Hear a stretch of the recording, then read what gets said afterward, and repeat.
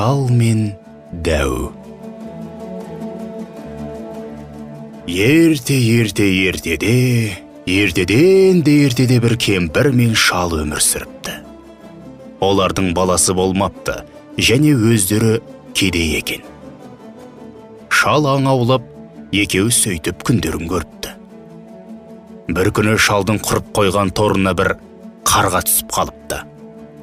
Бұл да бір кәдеге жарар деп үйіне алып келсе, қарғаның аузы ашылмайды. Бұнысы қалай деп қарғаның тұмсығына қараса, жіппен тұмшаланып байланып қойыпты. Обал болған екен деп шал жіпті шешіп жібергенде, қарға қарқ етті де аузынан бұрқыраған бу шығады. Сол заматта бу алып дәуге айналады. Ей, шал! Сен мені құтқардың, сол үшін мен саған бала болам. Сен маған әке боласың, дейді әлгі дәу. Дүниенің бар байлығын мен саған тасып беремін. Сөйтіп, дәу шалға бала болып, солардың үйінде тұрып жатыпты. Батыр баласы айтқанындай бірнеше айлап жол жүріп кететте, түрлі жиһаздар, көздің жауын алатын асыл тастар, үйір-үйір жылқы мен қора-қора қой әкеліп отырады. Осыдан кейін шал тез байып кетеді. Бірақ бұларды қайдан алатынын сұрауға батылы бармайды. Баласынан сезіктеніп жүргенде ауылға көріпкел диуана келеді. Шал көріпкел диуанаға барып баласының қайда, не істеп жүргенін айтып беруін сұрайды.